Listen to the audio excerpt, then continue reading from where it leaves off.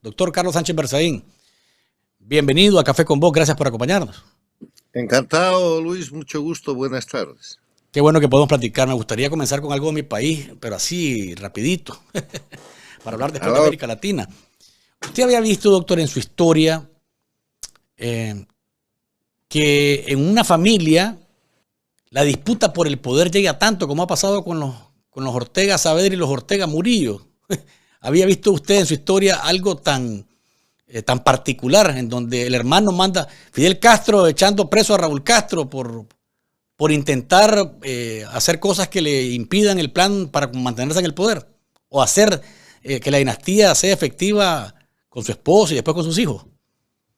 Bueno, el tema es que Nicaragua tiene hoy en día uno de los regímenes más brutales de crimen organizado transnacional, que es parte del socialismo del siglo XXI, del castrochavismo, y que ha llevado a Daniel Ortega a apresar en su casa e incomunicar a su hermano, que fue el hombre que lo acompañó de siempre, ¿no?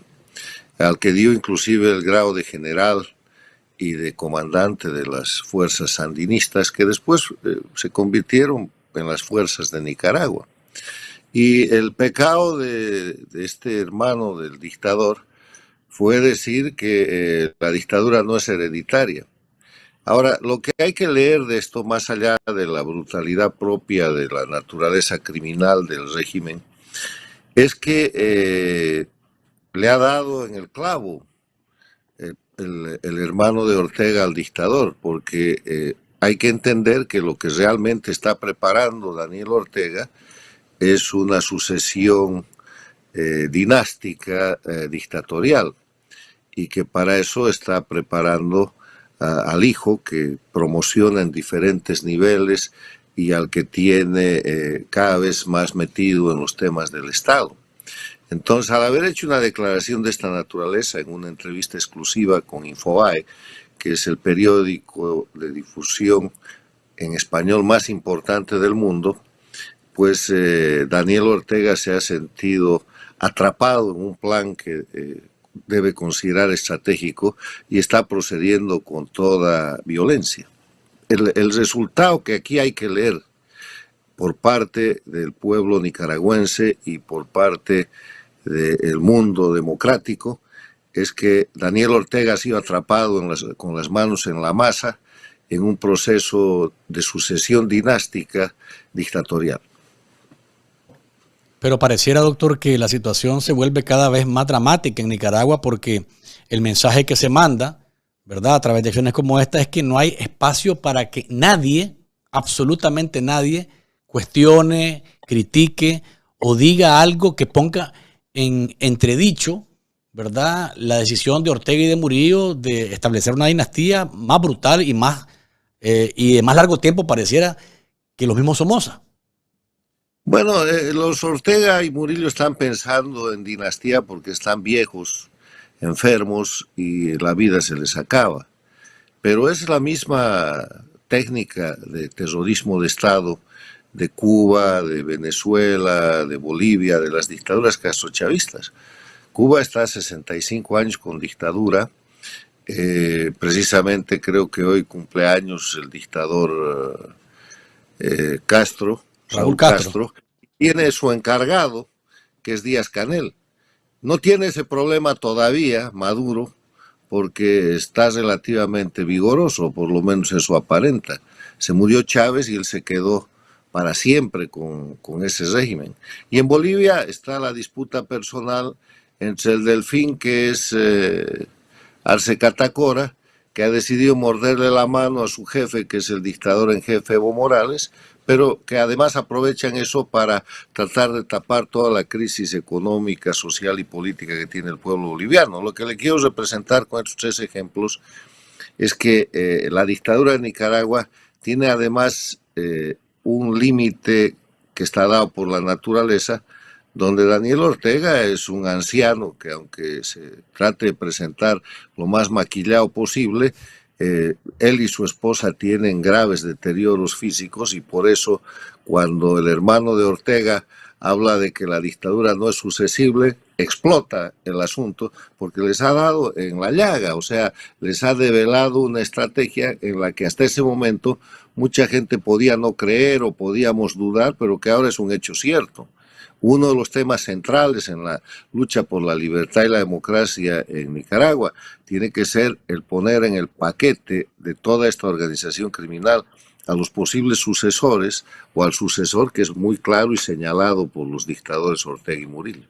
Ahora, una cosa que planteó Humberto Ortega en entrevista con Infobae, y que lo hizo también en un artículo en el diario La Prensa, un artículo de opinión, es que él lo que quería es que ante la situación que vive el mundo con la guerra o la invasión en Ucrania, el tema del Medio Oriente en la Franja de Gaza, la situación de China, que de pronto Nicaragua al tomar bando al lado de Rusia, China, Irán, Corea del Norte, pues de pronto moleste de verdad a Estados Unidos y que venga una operación quirúrgica, le llamó él, y que pase lo que ocurrió con Panamá y con Noriega.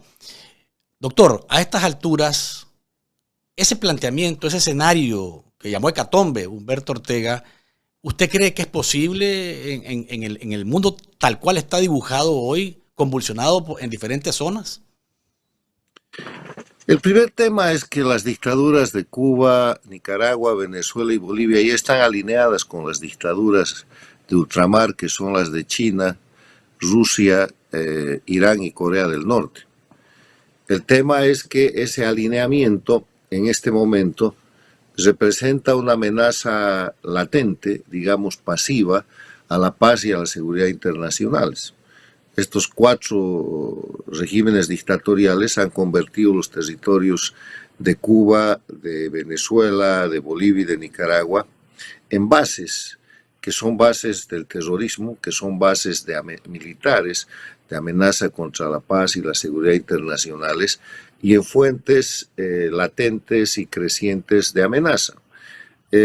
Hay un sistema de radares rusos instalados en Cuba, confesado por la dictadura cubana y aceptado por los servicios americanos, encargados de penetrar al territorio estadounidense. Están escuchando, están espiando.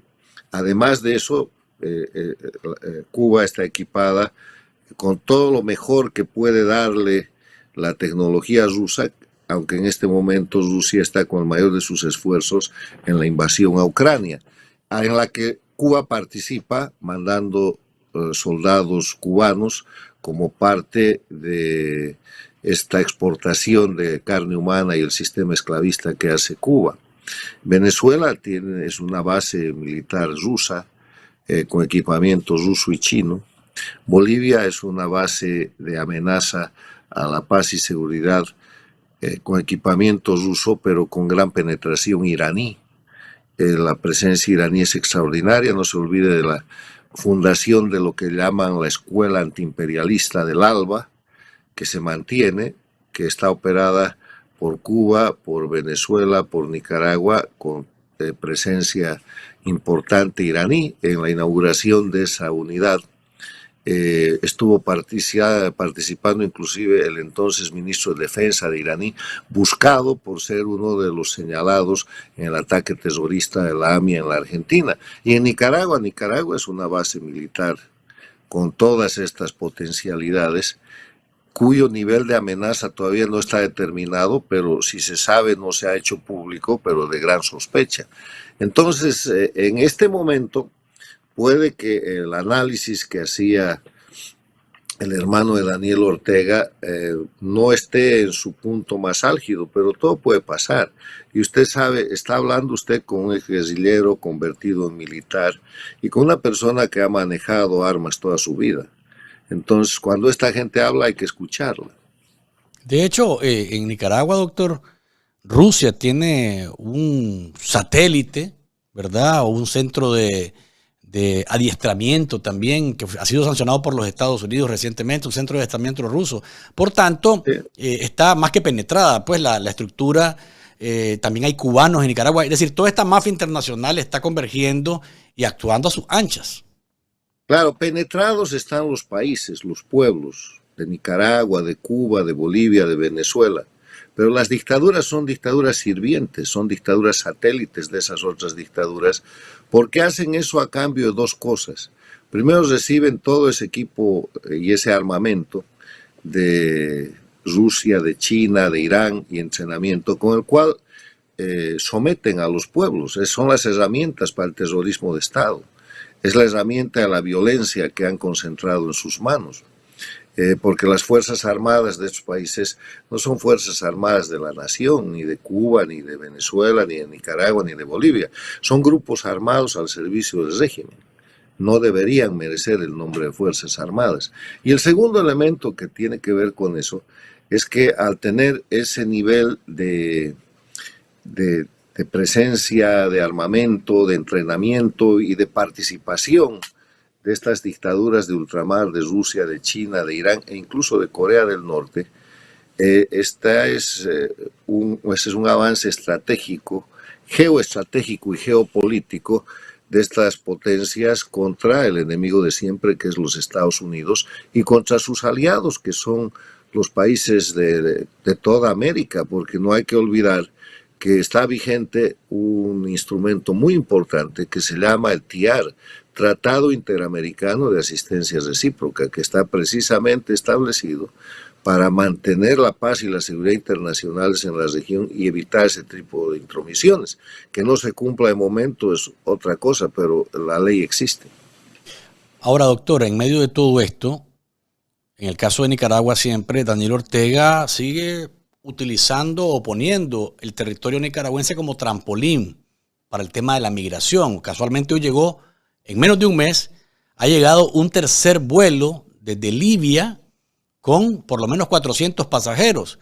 Y aquí, en Estados Unidos, la campaña electoral da vuelta alrededor, unos temas candentes, es casualmente la migración. Ha habido advertencias, ha habido amenazas, algunas sanciones, pero parece que Ortega le saca la lengua a Estados Unidos, le jale el pelo, le jinque el ojo, porque ve que no hay una acción efectiva que lo haga detenerse. Ahí hay dos vertientes, o un golpe, o dos golpes en un solo tiro, como decimos en el billar, carambola, que le permite a Ortega hacer un negocio millonario con el tema de traficar migrantes de manera irregular, porque le queda mucho dinero, y generar más problemas en la frontera. ¿Está Estados Unidos actuando de manera correcta en ese sentido? Porque parece que Ortega se sigue burlando de ellos. Aquí hay varios negocios. Ortega ha hecho ese negocio con los cubanos, por ejemplo, y lo sigue haciendo, y lo ha hecho en complicidad con la dictadura de Cuba. La pobre gente que sale de Cuba ha sido enviada a Nicaragua a México, de ahí a la frontera, que es una manera de pagar, porque pagan muchísimo dinero para tener una vía de libertad o una vía de salida. Y en medio de eso mandan gente que son o malvivientes o espías o grupos criminales, porque la migración que viene de estos países siempre estará penetrada por mecanismos de agresión que ellos mismos implementan contra los países democráticos. El famoso Tren de Aragua desde Venezuela, etc. En el tema de Nicaragua, no es solo Nicaragua. Venezuela hace lo mismo. Hay varias empresas aéreas advertidas de realizar vuelos de esta naturaleza hacia Nicaragua y con otros destinos, haciendo tráfico de personas, haciendo lo que se llama la migración forzada. Y Bolivia es un centro, como lo es Nicaragua y Venezuela, de reidentificación de gente. La ministra de Seguridad de la Argentina, la señora Bullrich, advirtió hace unos meses que ellos estaban teniendo mucho cuidado por gente que no habla español, pero que tiene pasaporte boliviano, y que es gente de contextura del Medio Oriente, presumiblemente gente que se sospecha de guerrilla o de vinculación con Hamas u otros grupos que son objeto de reidentificación y que están circulando como si fueran ya latinoamericanos, con pasaportes nicaragüenses, venezolanos o bolivianos. Cuba ya no está haciendo eso porque su pasaporte no vale nada, pero los pasaportes de estas otras dictaduras han llevado también a un punto en el que cualquier ciudadano, aunque sea honesto con pasaporte de las dictaduras, es objeto de extraordinarias revisiones. Todo eso es una fuente de dinero para economías dictatoriales que están agonizando. Cuba está en un estado de miseria extrema, lo mismo que Venezuela. Bolivia en una crisis atroz. Hoy día mismo hay bloqueos y paros de transportistas porque en Bolivia no hay dólares, no hay gas, no hay gasolina, no hay diésel. Y Nicaragua, que disimula bastante bien el tema económico con una serie de informes que no son del todo ciertos, tiene dos clases de gentes. La gente que vive en función del régimen y a la que le va muy bien, y el pueblo que pasa penurias extraordinarias que no son objeto de noticia porque simplemente hay control noticioso. Pero cuando usted ve que la gente se va de un país y la tercera migración más importante de la región es la nicaragüense, se va básicamente por falta de libertad. La gente soporta inclusive la pobreza en su casa, pero cuando esa pobreza está presionada por la amenaza de libertad, por el terrorismo, por la tortura, por el hecho de que te roben los hijos para llevarlos a la guerrilla o cualquier actividad criminosa de ese tipo, te vas. Entonces ahí está la migración cubana, la migración venezolana, la migración nicaragüense. Y eso es resultado de las dictaduras. Y lo demás es negocio. Doctor, ¿cómo está el ajedrez político latinoamericano con lo que ha pasado en México? Y la pregunta que uno se hace es, ¿qué funciona mal en la oposición mexicana? Porque en ese sentido no se puede hablar ni de fraude, ni de que se alteró la voluntad de los mexicanos. Hubo una votación y eligen seguir con Morena en el poder, teniendo la opción de democráticamente salir de este escollo y más bien deciden los mexicanos continuar en esa línea que no se sabe realmente para dónde va. Porque hay gente que dice hay que darle un voto de confianza a la nueva presidenta electa. Yo desde que le dice gobierno a la dictadura de Ortega, ya sé para dónde va y por dónde se va a comportar. Mire, México con López Obrador ha llevado adelante 6 años de gobierno en el que han puesto a México como uno de los principales gobiernos paradictatoriales de las Américas, en perjuicio de México y los mexicanos. Usted sabe que yo he introducido y definido lo que es un gobierno paradictatorial, que consiste en un gobierno elegido democráticamente que cuando toma el poder se pone al servicio de las dictaduras porque le debe el haber llegado al poder a las dictaduras. Y ese es López Obrador. López Obrador ha intentado en repetidas ocasiones llegar al poder. Eso cuesta mucho dinero, cuesta mucho esfuerzo y ha sido obviamente apoyado y visiblemente apoyado por el sistema dictatorial liderado por Cuba. Y cuando ha llegado al poder, pues ha puesto México al servicio de Cuba.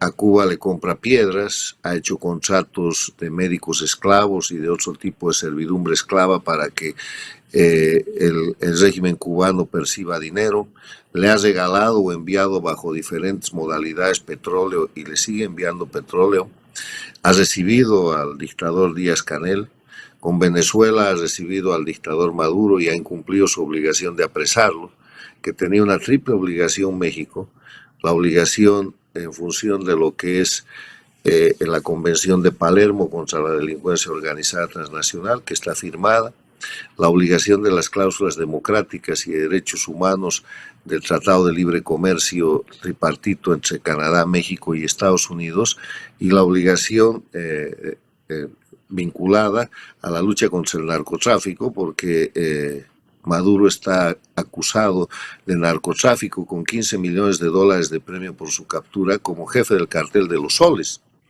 Entonces, además de eso, ha puesto México al servicio de la dictadura venezolana, ha rescatado a Evo Morales mandando un avión militar mexicano cuando Evo Morales renunció y lo ha sacado del territorio boliviano para impedir que Evo Morales sea juzgado y condenado.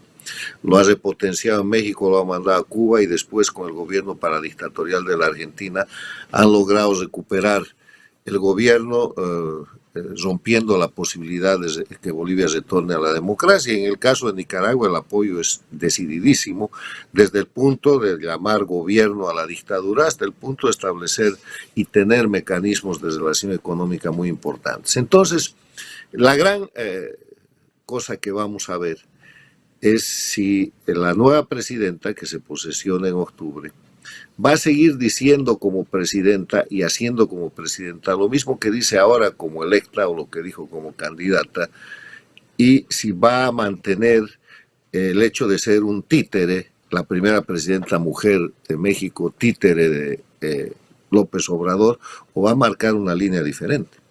Tiene muchos desafíos, tiene muchos elementos de crisis que tiene que manejar, y personalmente yo creo que no tiene ninguna posibilidad de ser como López Obrador. Primero porque no es López Obrador, no tiene esa doctrina. Segundo porque tiene la gravísima responsabilidad, la carga y el señalamiento mexicano e internacional de ser la primera presidenta mujer de México.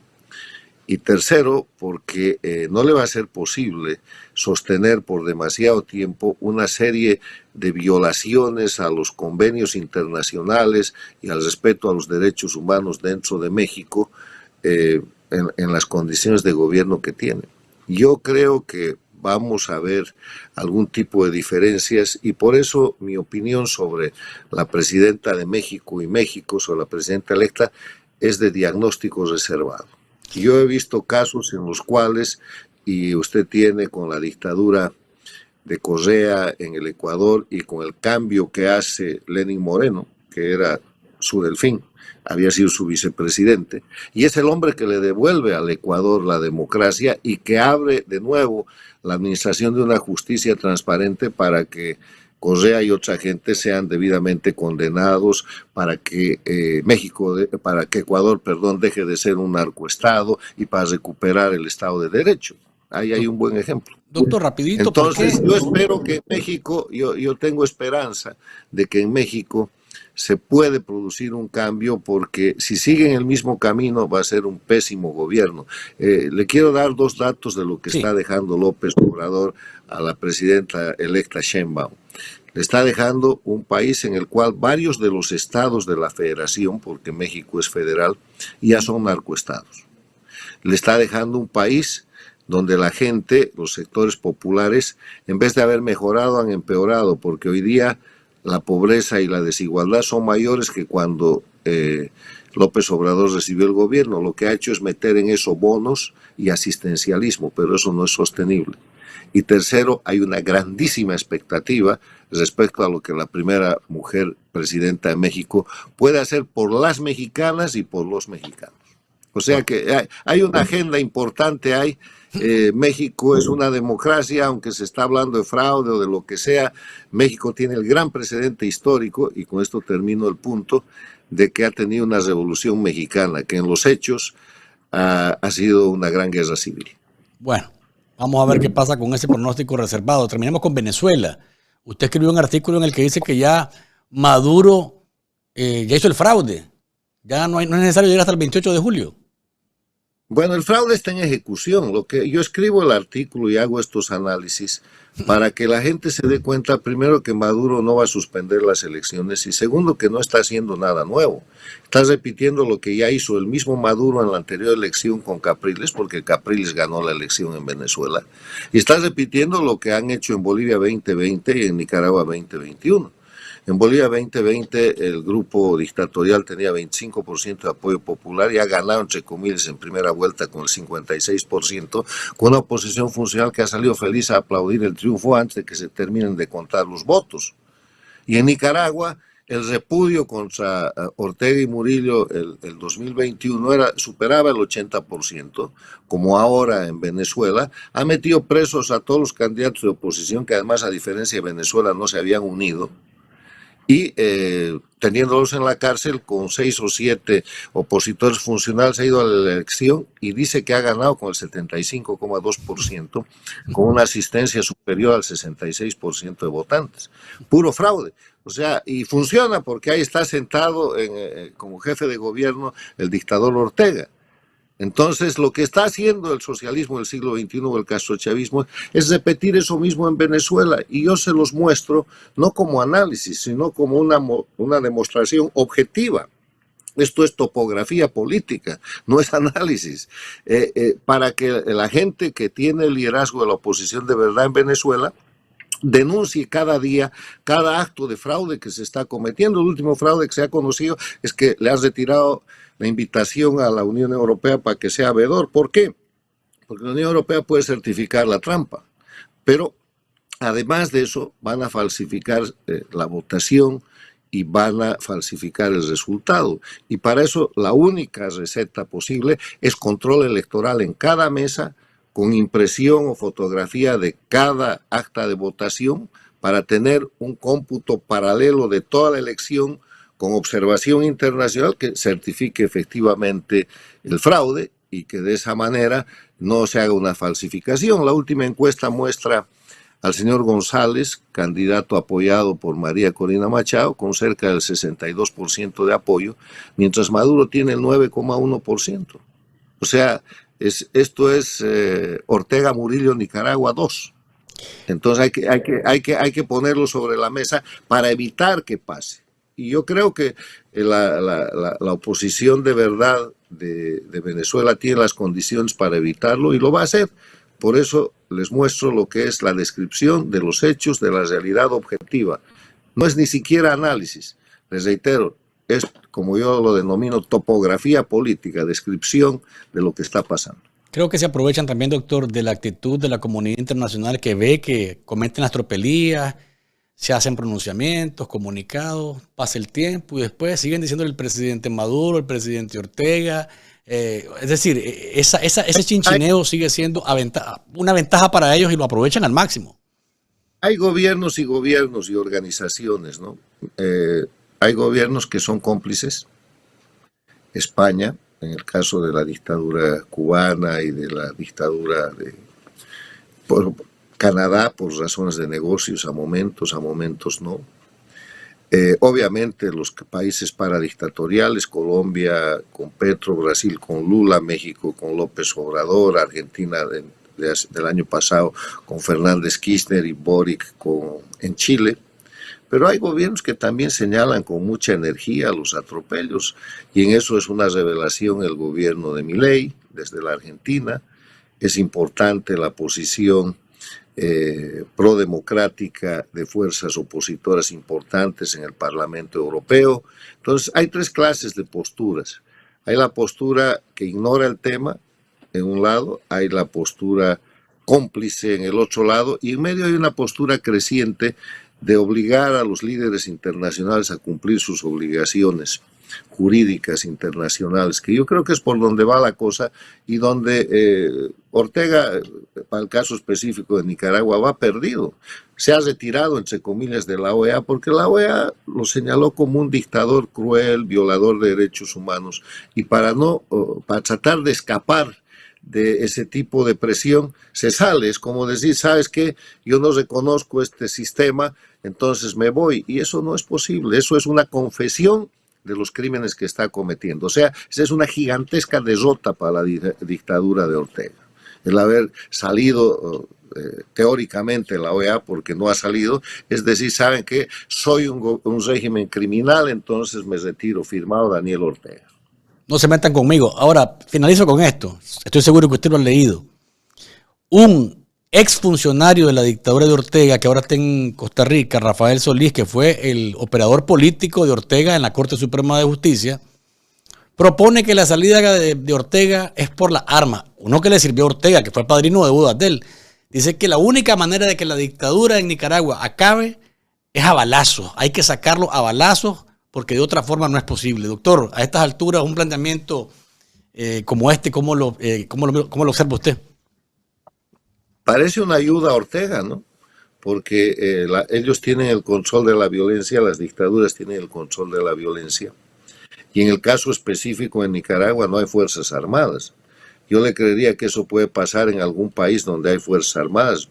En Venezuela sería posible, con un resabio institucional de unas fuerzas armadas que no han sido totalmente copadas, aunque están intervenidas por la inteligencia y el sistema castrista. Bolivia podría tener una reserva de ese tipo, pero no es tiempo de confrontaciones armadas. Las confrontaciones armadas se dan cuando hay condiciones en la comunidad internacional. las guerras civiles que se presentaron en Nicaragua y en Centroamérica se dieron porque había logística y apoyo internacional en el marco de la Guerra Fría, porque esas confrontaciones armadas son cosas serias. Hoy día no hay las condiciones y esa declaración me parece una declaración que pretende abusar de la angustia y la desesperación del pueblo nicaragüense para apoyar a la dictadura, porque si hay una confrontación, la que va a ganar es la dictadura. La resistencia civil tiene que ser pacífica y sostenida, y para mostrar que la violencia criminal es el abuso que cometen las dictaduras, y yo creo que, aunque eso es lento, es efectivo, sobre todo cuando uno no tiene fuerza equivalente para hacerle contraparte a las dictaduras. Lo que está diciendo es simplemente una ilusión. Doctor Carlos Sánchez Berzaín, siempre es un placer tenerlo con nosotros. Le agradezco muchísimo que nos haya acompañado y le dejo unos segunditos para que se despida de la audiencia, que también le dice gracias por haber estado con nosotros. No, mucho gusto decirles que las cosas están mal, pero van bien. Las dictaduras están en una crisis que es casi terminal. No tienen economía, no tienen pueblo, no tienen narrativa y no tienen opciones. Y eso lo muestra todos los hechos que vamos analizando. Son tiempos de cambio, los pueblos están resistiendo valientemente en Cuba, en Nicaragua, en Venezuela, en Bolivia, y la comunidad internacional está en un proceso de cambiar. Aquí vamos a ver cosas muy importantes en el corto plazo. Un abrazo, doctor Sánchez Berzaín. Hasta la próxima, que podamos tomarnos otro cafecito. A usted. Cuídese. Encantado, Luis. Felicidades.